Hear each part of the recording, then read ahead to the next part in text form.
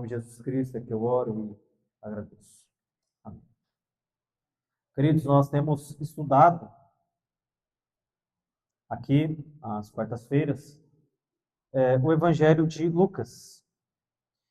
E nós já estamos no capítulo de número 5, já foram cerca de 26 mensagens, e prosseguimos em procurar compreender todas as nuances que Lucas se propôs a registrar, com o objetivo de ter Teófilo como alguém encorajado em sua fé, mas também preservado por Deus para que nós possamos também ter a nossa fé estimulada.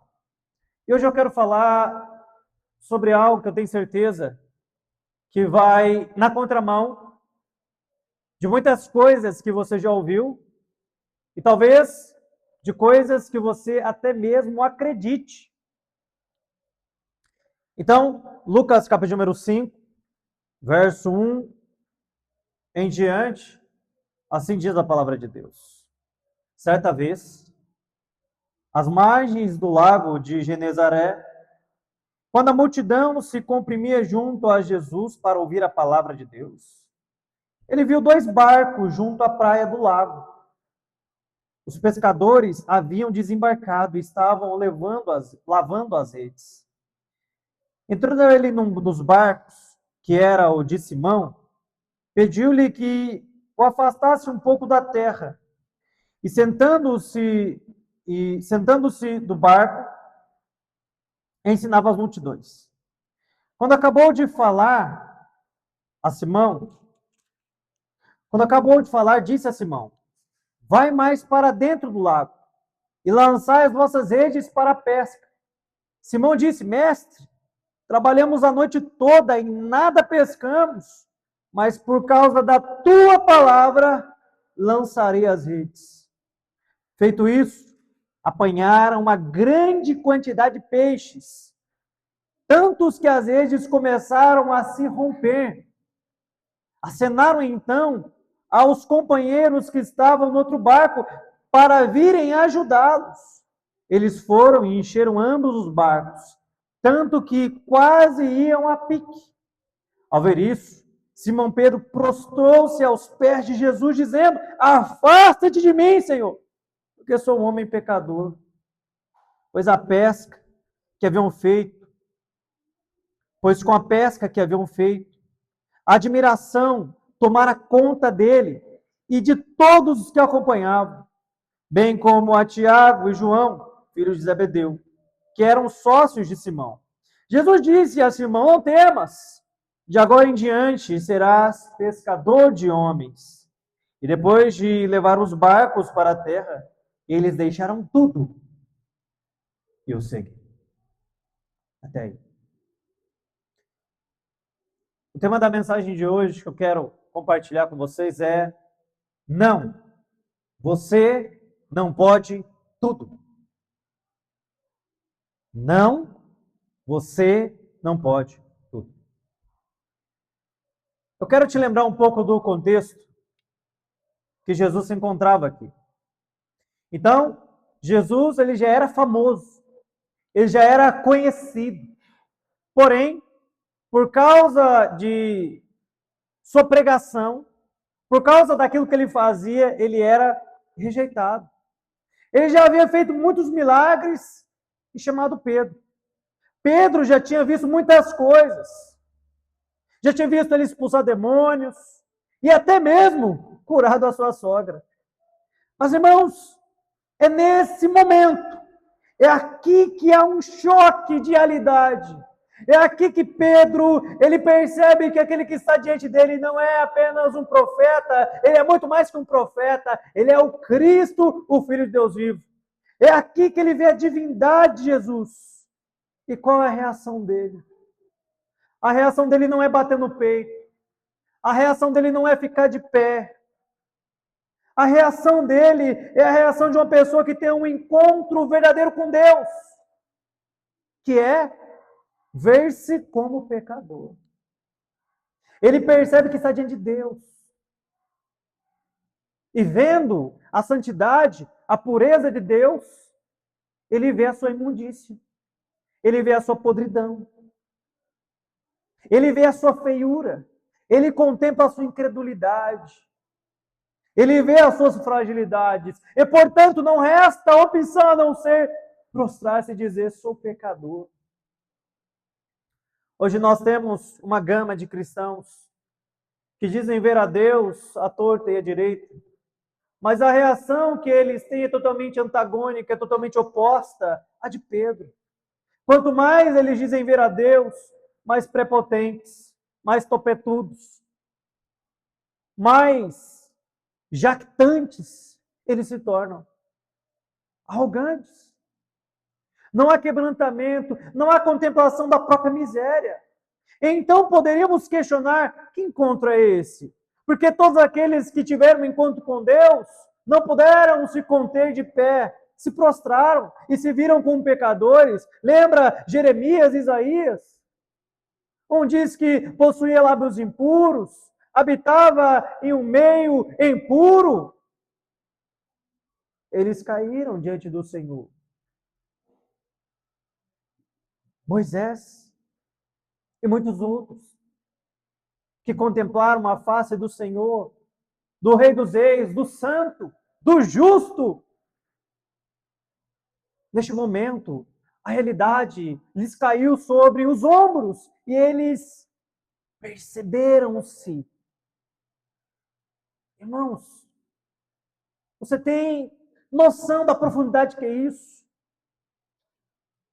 Os filósofos, eles diziam, inclusive no tempo de Delfos, havia a gravura da frase: conhece-te a ti mesmo. E quem pode se conhecer? Na verdade, nós estamos sempre em busca de saber quem nós somos. E há muitos que não sabem quem são. Alguns caminham como se fossem deuses encarnados entre os homens.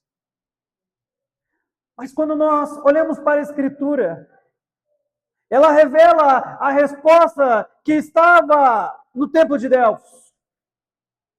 Sim, podemos conhecer a nós mesmos. E ante a face de Deus, o Santo, nós somos pecadores. Nós somos dependentes. Nós somos frágeis. Não há beleza. Não há formosura em nós. Mas Pedro lhe havia pescado a noite toda. E nada. Certamente você já deve ter tido a experiência de Pedro, frustração, angústia.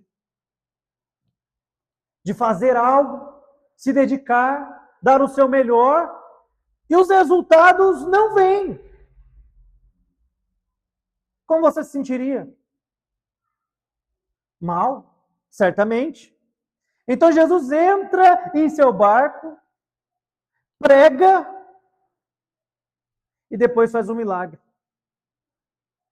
E naquele milagre, Pedro ele reconhece-se como pecador.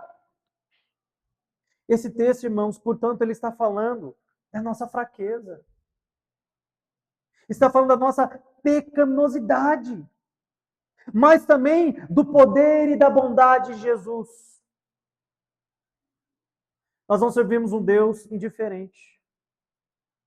Nós servimos um Deus santo, um Deus justo, mas também um Deus misericordioso, um Deus bondoso, um Deus que nos conhece. Certa vez Jó perguntou: tem olhos para que vejas?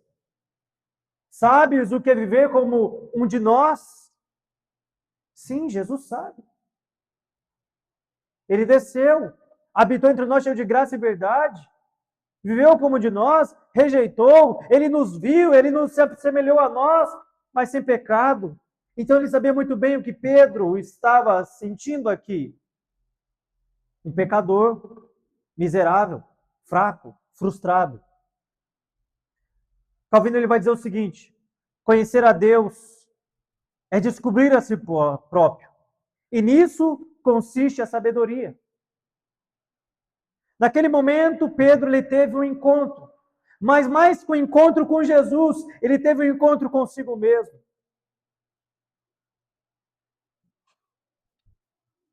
Como, irmãos, nós podemos ficar de pé ante a santidade de Deus?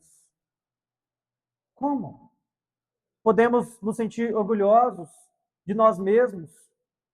Como podemos empinar o nariz e dizer que somos mais santos ou menos santos?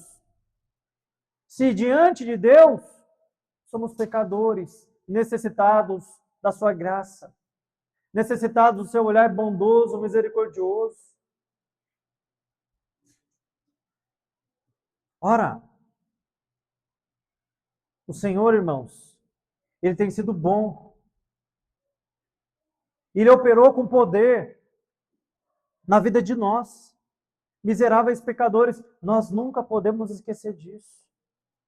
Talvez, em algum momento da sua vida, você se sinta muito bem sucedido. Na sua vida familiar, na sua vida financeira, ou em qualquer outro aspecto. Mas nesse dia, não permita que todas essas contemplações externas ofusquem que se você só está ali por causa da bondade de Deus.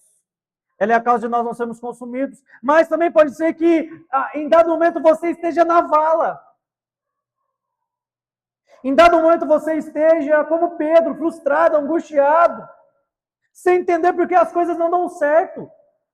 E nesse dia, lembre-se também, Deus, Ele é poderoso.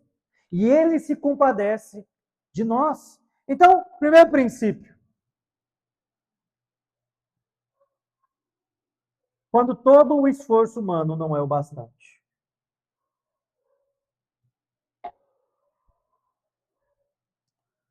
Hoje, com o advento principalmente dos coaches, você tem o advento de pessoas que pensam poder tudo. Então você pode ser o que você quiser, desde que você trabalhe duro, se esforce e tudo vai dar certo. Soe, sangre, e você vai colher. Mas veja, irmãos, Pedro trabalhou a noite inteira. Eu nunca fui ao mar à noite. Eu nunca naveguei de navio, ou um barco, ou qualquer coisa. Mas eu já passei algumas noites em claro. E é terrível. Agora imagina no mar, na penumbra. Você não vê nada. Um esforço braçal. Ele estava cansado fisicamente, ele estava cansado psicologicamente. Podemos até dizer que ele estava cansado espiritualmente. Ele se dedicou, irmãos. Ele fez tudo o que podia. E sabe o que tinha pela manhã? Nada nas suas redes. Nada. Mas hoje nós ouvimos, você pode tudo o que quiser desde que se esforce. Você tem frases motivacionais. E, meus irmãos, não existe nada mais desmotivador do que um palestrante motivacional. Eu sei que isso pode parecer um contraste, mas, irmãos, dizer que você pode tudo desde que você se esforce é uma mentira. É uma ilusão. E quando você chega a um momento onde você entregou 100% e nada vem, o que resta senão tristeza e frustração? Então você tem isso desde pequeno. Aqueles garotos que vão para a escolinha de futebol. Aí tem lá, sei lá, 200, 300, 500 garotos que fazem aula lá. Aí o professor, o treinador diz, você pode ser o melhor do mundo. Por razões matemáticas não podem. Para você ser o melhor do mundo, você precisa ser seleto, único, pouco. Se todo mundo é bom, já não há aquele que se destaca. Agora, veja que a fase de sucesso de jogadores de futebol é de 18 a 35 anos. Ponto.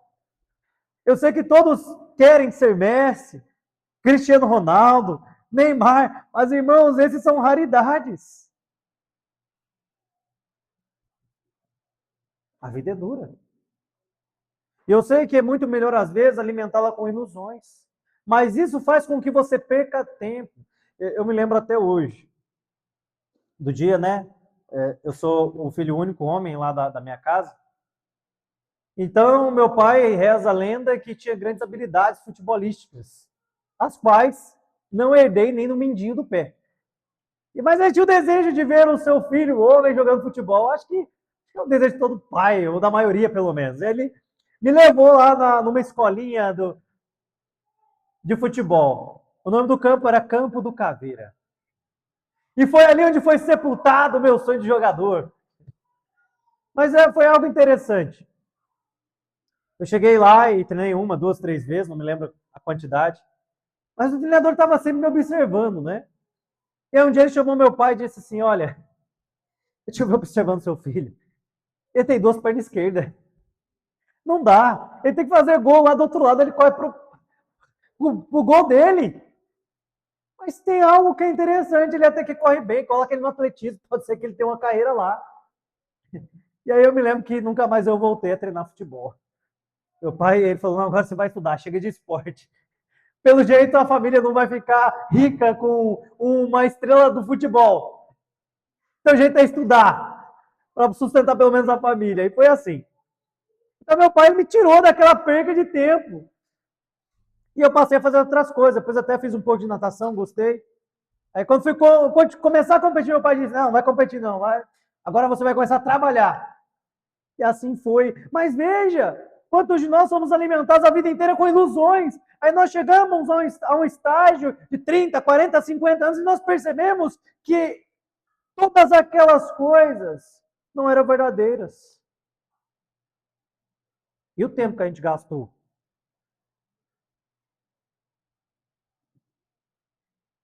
E por isso muitos se frustram. Por mais, irmãos, que você se esforce, você é limitado.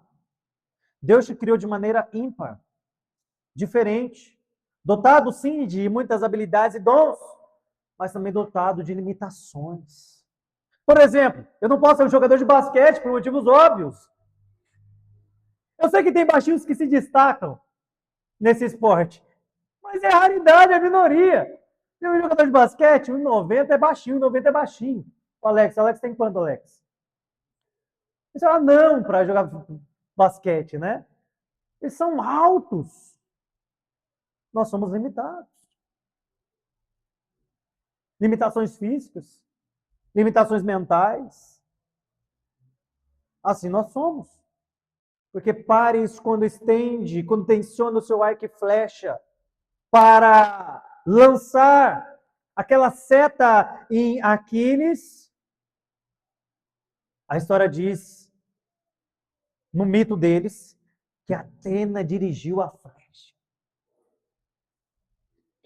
Nem os pagãos chegaram ao nível de tanta absurdo, de tanto absurdo, um nível tão absurdo, de crer que não existe um Deus que revela e que traça o nosso destino. Um Deus que está no controle de todas as coisas, um Deus que é soberano. Então você vai ter pastores dizendo, é eu que faço o meu destino. Deus tem a caneta, mas você tem a borracha? Quem é Deus para dizer o que nós somos quando nós não somos? Quem é Deus para estabelecer os limites? Ele só é aquele que criou a terra, estabeleceu o limite dos mares,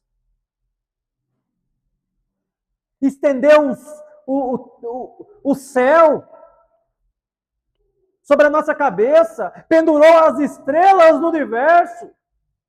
E por ser grande em poder, quando lhe chama, nenhuma vem lhe faltar.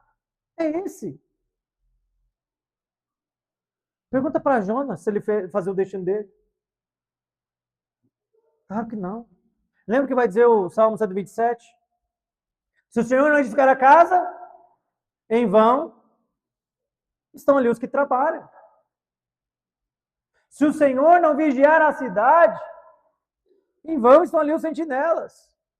Inútil vos será levantar cedo trabalhar de madrugada e reter o pão que penosamente granjeastes, pois aos seus amados o Senhor dá enquanto dorme. Esse texto, ele nos fala que nós temos um Deus. Você pode, como Pedro, trabalhar duro a noite inteira, mas se o Senhor não te sustentar, se o Senhor não edificar a casa, se o Senhor não vigiar, se o Senhor não guardar, será vão. Obviamente esse texto não é um estímulo à preguiça, você ficar dormindo de dia e de noite, mas é um estímulo a você descansar. Você fez o que você podia, acabou.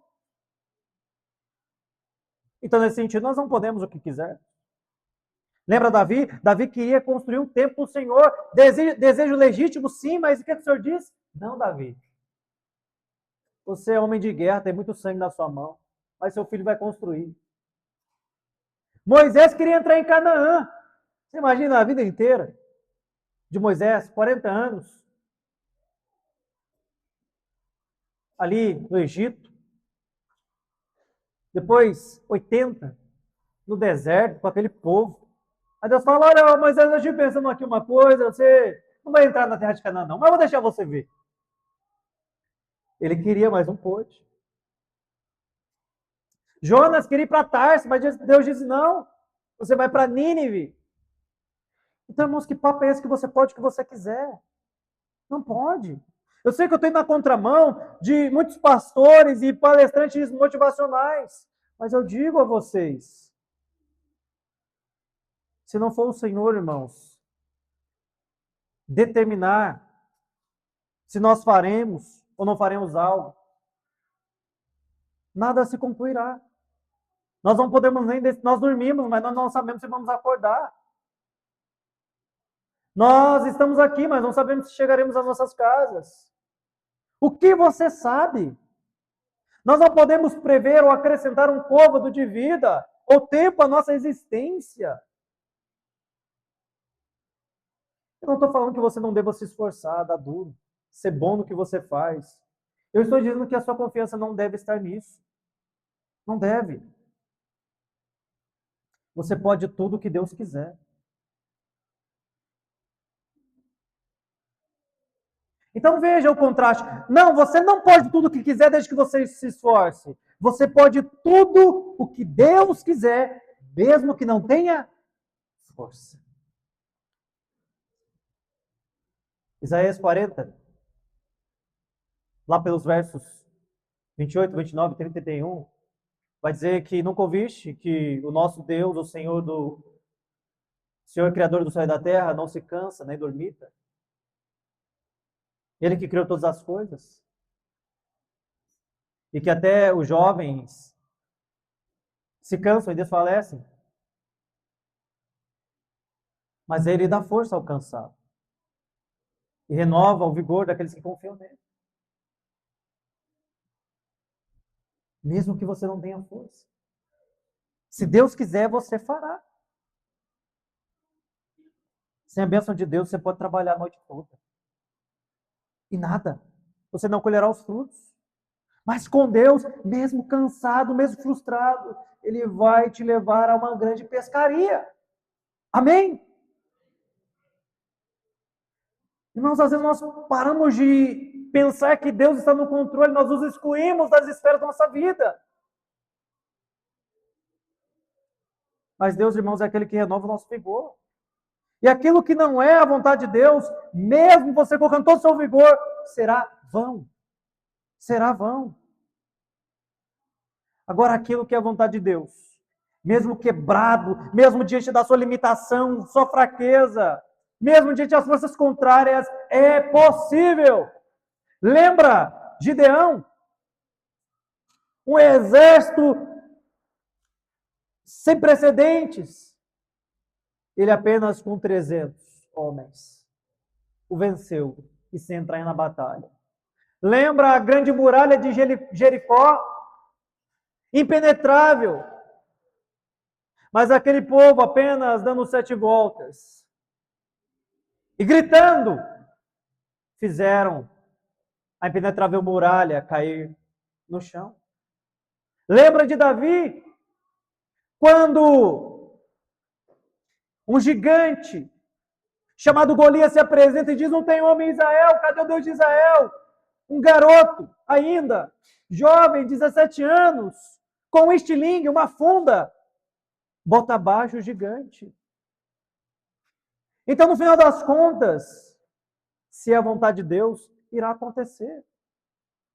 Lembra Abraão, um velho, com a sua esposa de avançada de idade, e Deus lhe dá um filho? Moisés, que era gago, e Deus o torna um grande pregador, e ele liberta o povo? Esse é o sentido de tudo posso naquele que me fortalece, não de que nós podemos ser fartos aqui, viver uma vida cheia de bonança, riquezas, porque o nosso Deus é o dono do ouro e da prata. Não, não, não. É que mesmo diante da fraqueza, da limitação, da escassez, o Senhor é que nos sustenta. E nele nós tudo podemos. Então, 1 João 5,14 vai dizer o seguinte: é esta confiança que temos para com ele, que se pedimos alguma coisa, segundo a sua vontade, ele nos ouve. Pedimos alguma coisa, segundo a sua vontade, ele nos ouve. Paulo ele precisava ir para Roma, mas ele não tinha dinheiro. Então Deus proveu. Do jeitinho que Paulo não esperava, ou do modo que ele não queria, mas proveu. Ele foi preso, chegou lá. Mas chegou, porque é o Senhor que traça o nosso destino.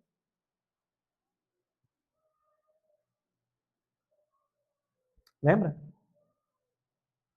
Salmo 127. É o Senhor que edifica.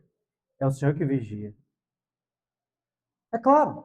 Não fique de braços cruzados. Uma vez alguém perguntou no Instagram: pastor, já estou com 30 e não casei, o que eu faço? Primeiro, confia no Senhor, mas depois, faz uma progressiva, compra uns produtos de Mary Kay, né? Uma ajeitada aí. Quero conseguir um trabalho, vai lá. Espalha um currículo, faz uns contatos, faz um cursinho profissionalizante. Faz a sua parte, porque Deus sempre faz a dele. Segundo, Deus cuida do seu povo e exige obediência. A palavra de Deus vai dizer lá em João 20, no verso 31, que Jesus ia fazer muitos milagres. E justamente esses milagres eram para estimular a fé do povo. Então, como foi com Pedro? Que aquele teve certeza plena de que Jesus era o Messias.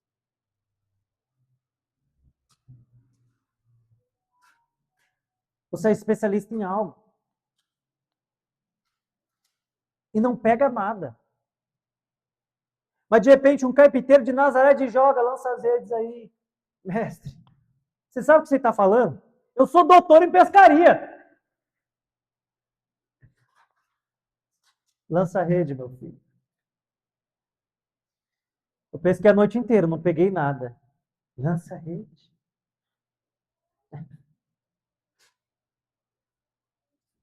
Se não fizer bem, mal não faz.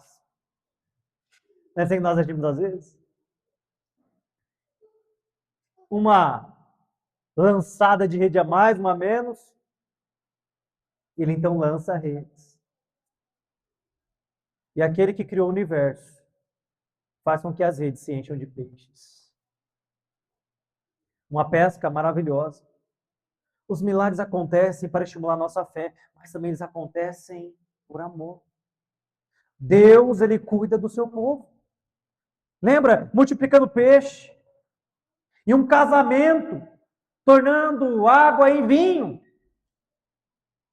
Você sabe como é casamento, né? Um dos dias aí mais importantes da nossa vida. Imagina faltar comida no casamento. Acabou o refrigerante. Acabou o suco. Mas Jesus não deixa que a alegria daquele casamento termine. Ele ama o seu povo. O que eu estou dizendo, meu irmão, minha irmã, é que Deus te ama. É que Jesus, ele te ama. E ele conhece as suas necessidades. Ele opera milagres para estimular a sua fé, sim. Mas também porque ele te ama. E por isso, ele continua cuidando de você.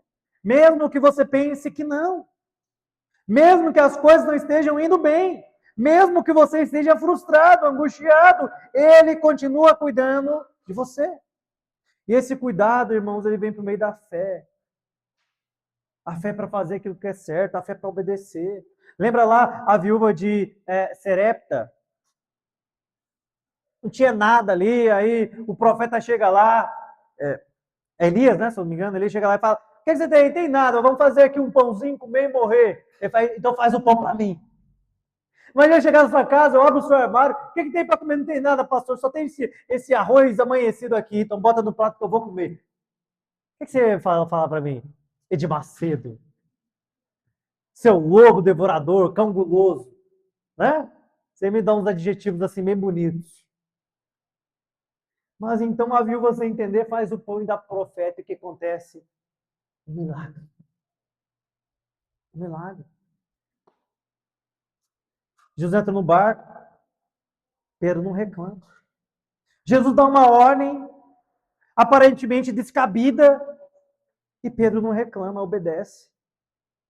Eu gosto de pensar que Pedro estava tão cansado aqui que ele não queria nem discutir.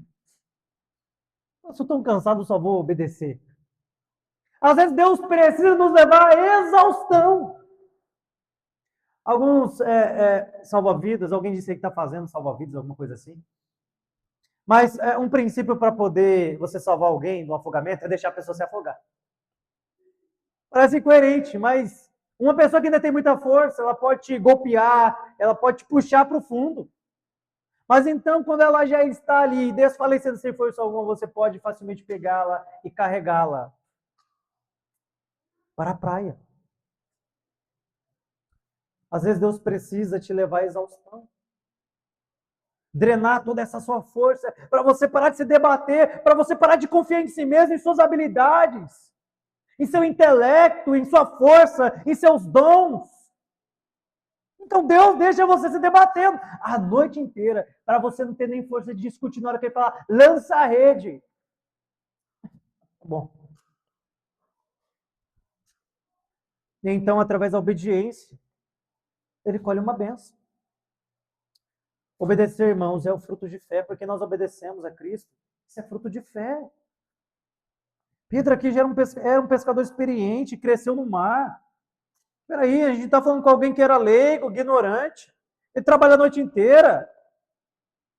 Mas depois de toda aquela frustração, Jesus no barco ainda exige algo. Imagina, o pedreiro, sexta-feira, já lavou todas as ferramentas. Aí o mestre de obra chega e fala, vai dar um traste de massa aí. Que é isso? Já acabou a era do imperialismo, eu não sou seu escravo não, seu burguês, coxinha, cadê o sindicato? Depois de uma noite de trabalhando, você só quer uma coisa, banho e cama. Você só quer descansar. Deus falou, olha, fala o seguinte, me leva ali para o meio do mar ali. Agora, depois de eu pregar uma pregação de Jesus, as pregações de Jesus não deveriam ser curtas. Depois de pregar ali um tempão, Pedro ouvindo aquilo, agora lança aí a rede. E ele obedece. Às vezes nós estamos desanimados, exaustos. Eu sei que às vezes você quer consolo quando você está assim. Mas às vezes Deus quer que você tenha fé. Que você confie. Que você continue mais um pouco. Agora que eu estou correndo, eu posso usar vários exemplos disso, né? Eu, o Alan, o Manuel. Quem mais está correndo aí? O Micael e alguns outros. Mas existem momentos ali que você está quase assim, vou desistir. A incredulidade, irmãos, é a irmã da desobediência. Jesus ele nos dá uma ordem que às vezes vai parecer difícil. Às vezes até impossível de acatar. Eles sabiam intelectualmente que não havia peixe. Mas ele diz, sobre a tua palavra. Quando você estiver cansado, desanimado, quando você não entender, quando você não tiver mais força, quando você quiser desistir, e esses dias chegarão. Apenas lembre-se disso. Senhor, eu estou sem recursos, mas sob a tua palavra eu decido obedecer. Sabe por que Israel não entrou em Canaã? Não é só porque eles desobedeceram, mas porque eles não creram que poderiam conquistar aquela terra, vencer aqueles gigantes. A falta de fé, a incredulidade nos leva à desobediência.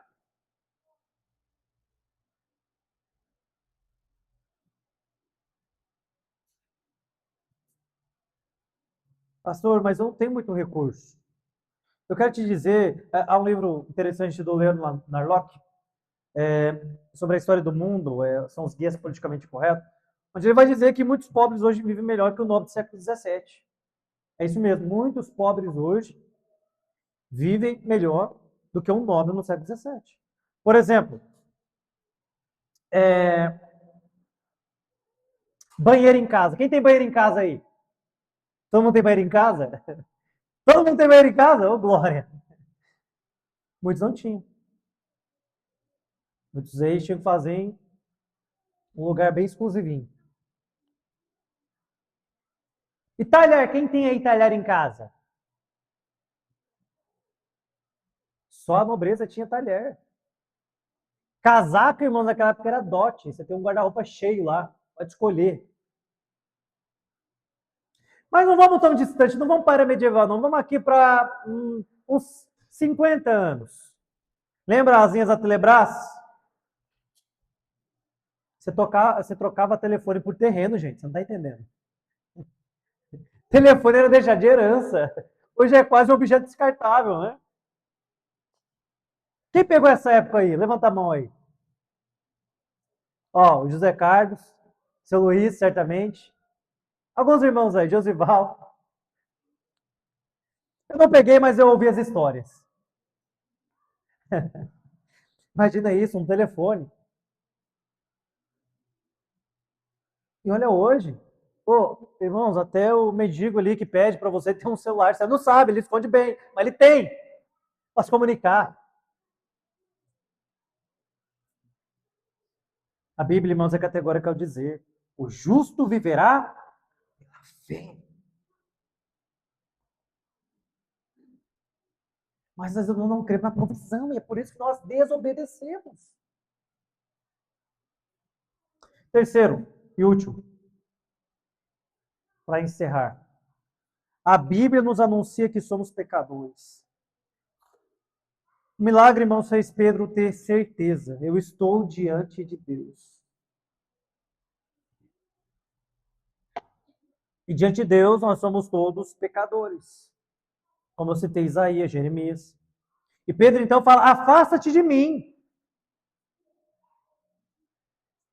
Aí Jesus diz: agora que estamos juntos,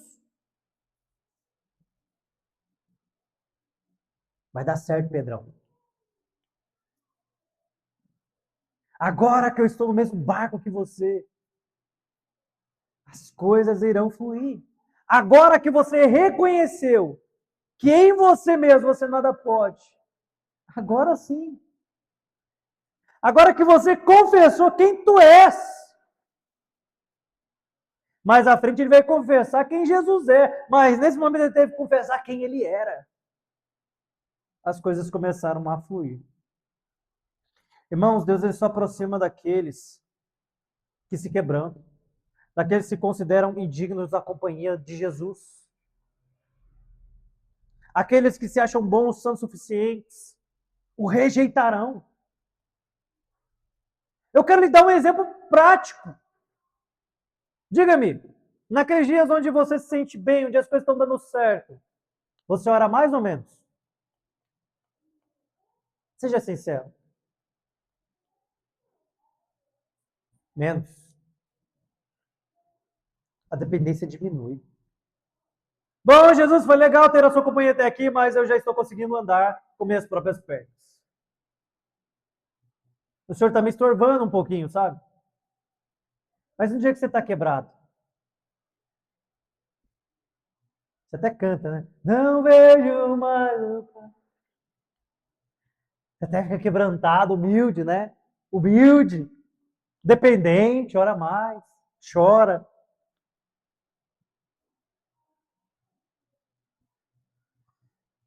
Mas exatamente, irmãos. Jesus ele faz companhia aos que se veem como indignos, como dependentes. Você se distancia de Deus quando você acha que merece alguma coisa. Lembra o fariseu publicano? O publicano batia no peito e fala, sou pecador! Já o fariseu fala, olha, eu sou bom, sabe, eu estou lá na igreja de Gatar e vou todo culto, dou dízimo. É, as coisas estão indo bem para mim. Deus, ele escuta aquele quebrantado. Isso aqui, irmãos, é o pilar da fé cristã. Isso aqui é o resumo do que Calvino escreve. É depravação total, ou seja, nós somos indignos de qualquer coisa, principalmente da salvação, mas ele nos deu gratuitamente. Olha que bênção. Então, ainda que você esteja na sarjeta, você ainda tem do que se alegrar. Se você entende isso, irmão, você não vai se frustrar. Caso não tenha o carro dos sonhos, a casa dos sonhos, a família dos sonhos, ou até mesmo, frequente, a igreja dos sonhos.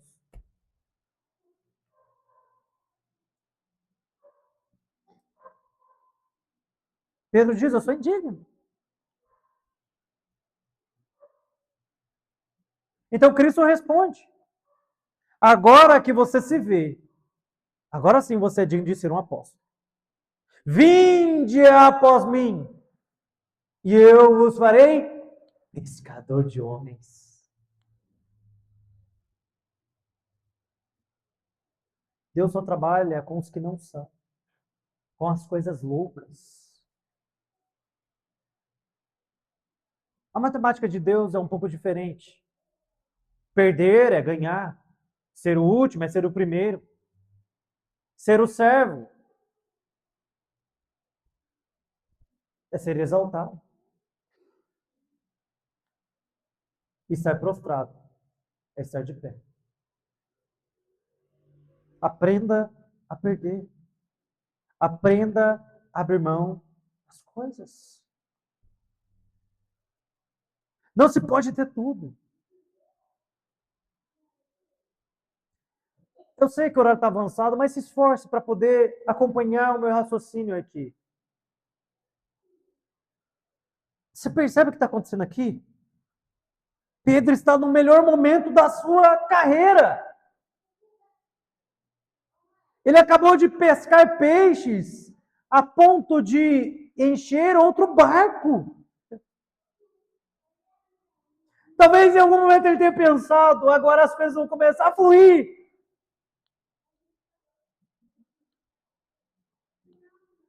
Mas é nesse momento onde Jesus diz: abandone as redes e o barco, porque agora você será pescador de homens. E ele abandonou o seu negócio no melhor momento. A vida, irmãos, não se resume a coisas. Ela se resume à nossa obediência em cumprir a missão que Deus nos deu. A nossa vocação. Andar com Jesus é renunciar o tempo todo. A conversão genuína, irmão, sempre vai implicar em renúncia. Não tem como seguir a Jesus se você quer perseguir o dinheiro, seus sonhos, ter status, reconhecimento, ser benquisto por todos. Não tem como. O falso evangelho, irmãos, ele promete que você pode ter Cristo e tudo mais. Mas o genuíno evangelho é você tomar a sua cruz e seguir a Jesus. Ser cristão é saber renunciar. É perder por amor a Deus. Essa é a matemática divina. Quem perde, ganha. E quem ganha, aqui perde. Pois que adianta um homem ganhar o mundo inteiro e perder a sua alma? Nada. Uma vez eu conversava com alguém e essa pessoa me contava o seu testemunho. que no melhor momento, talvez, da sua vida, essa pessoa ela decidiu renunciar tudo por amor a Jesus. Era um jovem. E é até pastor hoje também. E ele tinha 17 anos. E então seu pai foi até ele e disse o seguinte: olha, meu filho, eu vou te dar agora uma habilitação de carro e moto. Ele falou: oh, maravilha. Aí ele vai dizer que não apenas a habilitação de carro e moto, o pai também deu uma moto para ele. Chegou lá, o sonho de todo jovem de 18 anos, aquela moto com um lacinho, né? Estava lá. E aí, ele também ganhou uma bolsa de medicina.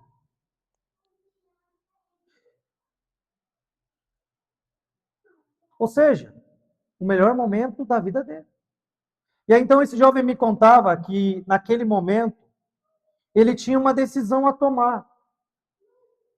Ele renunciava a tudo e seguia aquilo que Cristo queria para ele, ou ele abraçava tudo aquilo. E aí, então, ele disse que contra toda a expectativa, a esperança, ele então decidiu levar essa vida gloriosa que nós levamos como pastores. E aí ele vai dizer o seguinte, é interessante. Eu não me vanglorio de ter deixado tudo isso. Eu só obedeci. Martin Lloyd Jones é o que resume o que esse rapaz disse. Eu não renunciei a nada. O que nós temos, irmãos? O que nós temos? Ser cristão é saber renunciar. É perder por amor a Deus. E Pedro, no dia da sua maior prosperidade, ele abandona as redes. Agora você é pastor, agora você é pregador do evangelho, agora você é pescador de homens. Agora você é apóstolo. Agora eu vou morrer martirizado. Mas acima de tudo, eu vou ser obediente. Portanto, a chamada do evangelho, a chamada para ser um discípulo de Jesus Cristo é: quem quiser me seguir, negue-se a si mesmo. Tome a sua cruz e siga-me. E aqueles que seguirem a Cristo, de maneira nenhuma, se arrependerão de coisa alguma que têm ou que teriam nessa vida. Pois o Senhor diz que na vida vindoura eles serão infinitamente mais. Que nós possamos, irmãos, olhar para esse texto e então, hoje tomarmos essa decisão de obedecer a Deus. Amém? Vamos colocar de pé?